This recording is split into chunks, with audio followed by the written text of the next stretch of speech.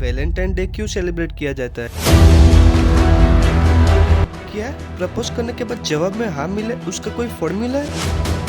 अगर वाकई में है तो क्या है वो फॉर्मूला? किसी को इम्प्रेस करने के लिए कौन सी शायरी सुनाए? कितना खूबसूरत चेहरा है तुम्हारा, हर दिल भी सुरभि दीवाना है तुम्हारा। और लोग कहते हैं कि तुम टुकड़ा हो चांद का, लोग कहते हैं कि तुम टुकड़ा हो चांद का, लेकिन मैं तो कहता हूँ चांद भी टुकड़ा है तुम्हारा। अरे रिजेक्शन का बदला लेना है तो सबसे पहले बीते हुए गमों को भुलाकर खुद को इतना काबिल बनाओ कि उसे अफसोस हो और वो सोचने पर मजबूर हो जाए कि आपको रिजेक्ट करने की गलती उसकी लाइफ की सबसे बड़ी गलती थी।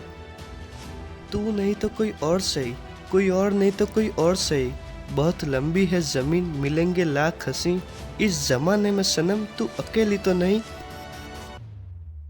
कि मोहब्बत उनसे बड़ी कमाल की होती है जिनसे मिलने मुकद्दर में लिखा ही ना हो। प्यार में खुद को इतना भी शामिल मत करना कि पूरी की पूरी लाइफ बर्बाद हो जाए। क्या है प्यार की डेफिनेशन? ट्रू लव को कैसे पहचाने?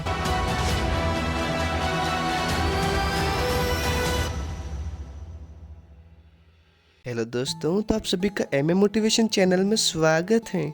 तो आज के इस वीडियो को मैंने 2 पार्ट में डिवाइड किया है। पहले पार्ट में हम ये जानेंगे कि वैलेंटाइन डे शुरू कैसे हुआ और इसके पीछे क्या कारण है, और दूसरे पार्ट में हम जानेंगे कि अपने प्यार को हासिल करने के लिए क्या करें। प्रपोज करने के बाद जवाब में हाँ मिले ऐसी कौन सी फॉर्मूला है, उसके ऊपर हम आज डिटेल में बात करेंगे। तो चलिए शुरू करते हैं। वैलेंटाइन डे क्यों सेलिब्रेट किया जाता है? यूरोप में वैलेंटाइन डे की शुरुआत हुई थी। भारत में ऐसे बिना सोचे समझे वैलेंटाइन डे मनाना शुरू कर दिया, बिना पूरी स्टोरी जाने। रोम में एक पादरी था जिसका नाम था वैलेंटाइन। वो प्यार को बढ़ावा देना चाहता था, पर एक राजा था उस टाइम जिसे प्यार से और शादी से नफरत थी। राजा सोचता था कि मर्दों की बुद्धि, पावर दोनों खत्म हो जाते प्यार में पड़ने से और शादी करने के बाद। सोल्जर को शादी नहीं करनी चाहिए। अब वैलेंटाइन ने विरोध किया इस चीज का और शादी कराई बच्चों की। राजा को गुस्सा आया तो 14 फरवरी 269 के दिन वैलेंटाइन को फांसी की सजा दी गई। तो जिन बच्चों की शादी कराई थी वैलेंटाइन ने, उन बच्चों ने 14 फरवरी को सेलिब्रेट करना शुरू कर दिया इसी वजह से। आइए अब हम जानते हैं कि अपने महबूब, प्रियतमा, अपने हमसफर, हमदम, दिलबर और अपने प्यार को प्रपोज कैसे करें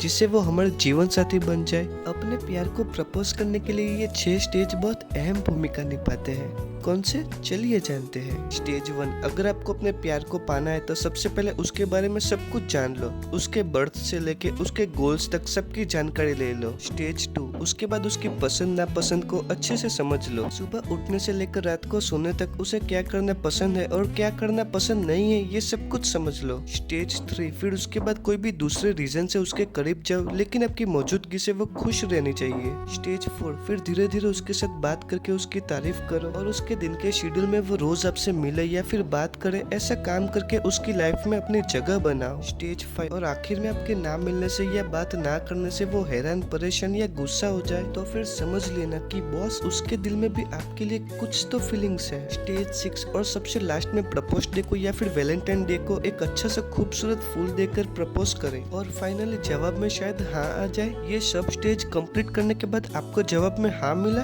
या फिर ना, ये आप मुझे नीचे कमेंट बॉक्स में बताइए। और हाँ, ये फॉर्मूला तभी वर्क करेगा जब आप उसे इम्पोर्टेंस दोगे, बिना पूरी बात जाने उसे जज नहीं करोगे, हमेशा लॉयल रहोगे, उसके और उसके पेरेंट्स की रिस्पेक्ट करोगे, उस पर ट्रस्ट करोगे, उसको टाइम दोगे, उसको वैल्यू दोगे, उसकी केयर करोगे, उसके दुख में हमेशा उसके साथ रहोगे और उसकी हर छोटी सी छोटी खुशी को भी ऐसे सेलिब्रेट करोगे कि उसे वो दिन हमेशा याद रह जाए। प्रपोज करने के लिए पहले उसे इम्प्रेस करना जरूरी है, तो उसके लिए एक शायर का शेर याद आता है। कितना खूबसूरत चेहरा है तुम्हारा, हर दिल भी सुरभि दीवाना है तुम्हारा।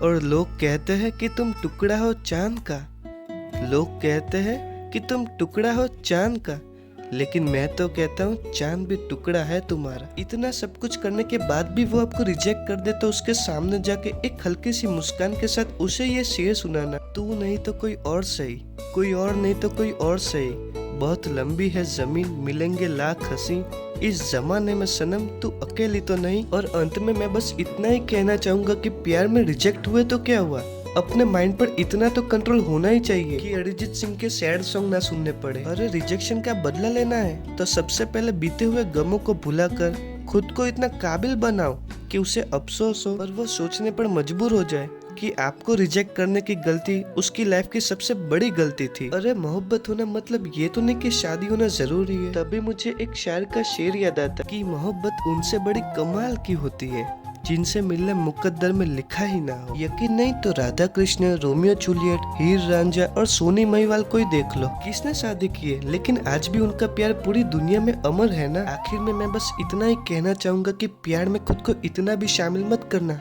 कि पूरी की पूरी लाइफ बर्बाद हो जाए। क्योंकि जब 5-6 साल बाद कोई आपकी सैलरी पूछे ना तो आपकी नजर शर्म से झुकनी नहीं चाहिए, बल्कि गर्व से उठ के ये बोलो कि इतना तो कमा ही लेता हूँ कि जिससे मेरा परिवार खुश रहे। प्यार आजकल एक बार देख के तुरंत हो जाता है। सही मायने में प्यार की परिभाषा तो एक ही है, एक दूसरे की कमियों के साथ समझौता करके और जीवन पर एक दूसरे का साथ दे सको बिना किसी स्वार्थ और अपेक्षा के, तो ही प्यार में पड़ना। वरना बात कलेश से शुरू होकर तलाक तक जाने में देर नहीं लगेगी। आज के इस वीडियो में प्यार की बहुत बातें हो गई, मगर वो प्यार सच्चा है या झूठा वो कैसे पता चलेगा? तो डोंट वरी, उसके ऊपर भी मैंने एक डिटेल वीडियो बना दिया और उस वीडियो का टाइटल है व्हाट इज ट्रू लव। तो जल्दी से जाकर चेकआउट कीजिए कि आपका प्यार सच्चा है या झूठा, और उस वीडियो की लिंक मैंने डिस्क्रिप्शन में दे दी है। तो ऐसे इंटरेस्टिंग वीडियो को देखने के लिए MM मोटिवेशन चैनल को सब्सक्राइब करना मत भूलिएगा। और अगर आपको ये वीडियो अच्छा लगा हो तो लाइक, शेयर एंड कमेंट करें। Till then, thanks for watching.